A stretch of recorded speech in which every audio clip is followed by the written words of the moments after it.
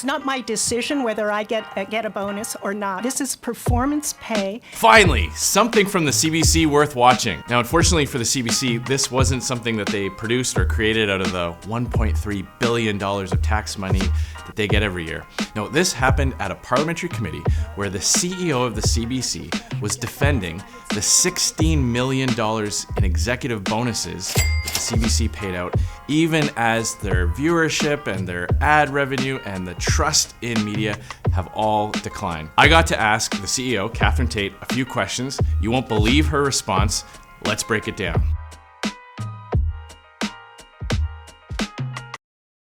So viewership, yes. Ad revenue, yes. Trust, also. You know, whether or not people can trust what they're seeing on TV, especially when you run news outlets. You would agree, I hope, that trust in media would also be a measure of success. Absolutely. Okay, and therefore errors would be another measure of success or failure. If there aren't a lot of errors, and that would be a good thing. If there are a lot of errors, that would be a bad thing. Would you agree on that? Well, I actually would put a different response on error. I think error is a natural part of all journalism. Did she actually just say that? I think error is a natural part of all journalism. Error is a natural part of journalism? I mean, journalism is supposed to be reporting the facts.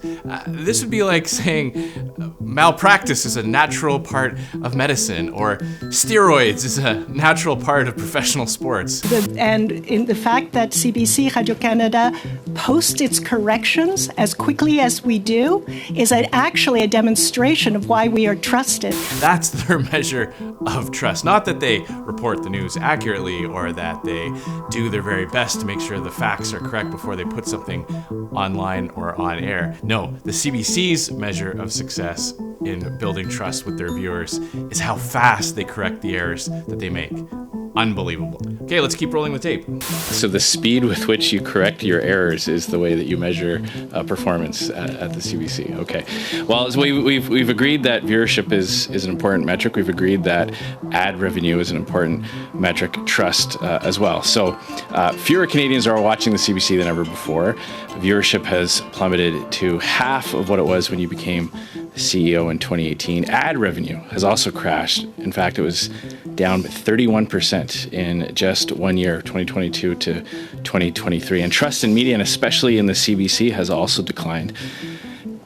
The NDP talk about misinformation. The CBC has had to issue more than 100 corrections to grave errors in reporting, and that obviously has an impact on trust. So given the fact that on all these important metrics that you've agreed on, what justification do you have to issuing performance awards?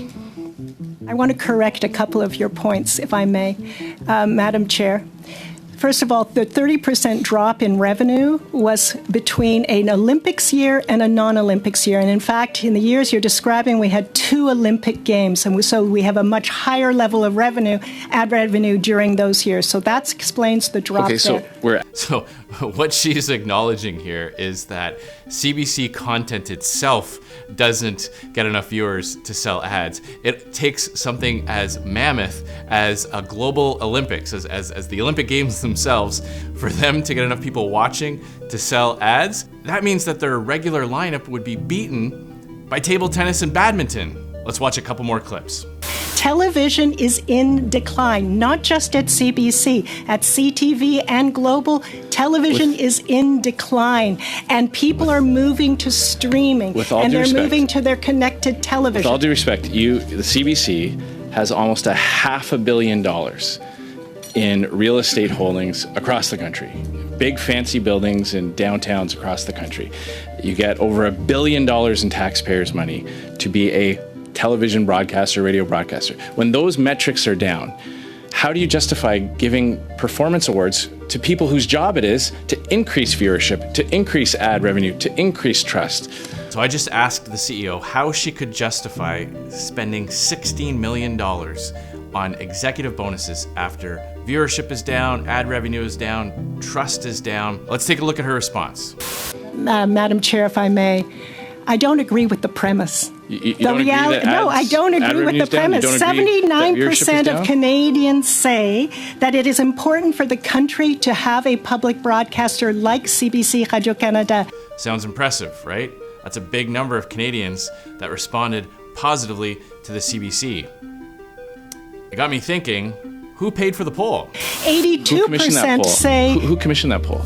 those are our public perception surveys that we conduct. Oh, you conducted. Okay. They paid for the poll. No surprise it would come back telling them what they wanted to hear. When you pay for a poll, you get to influence what questions are asked. That's very important.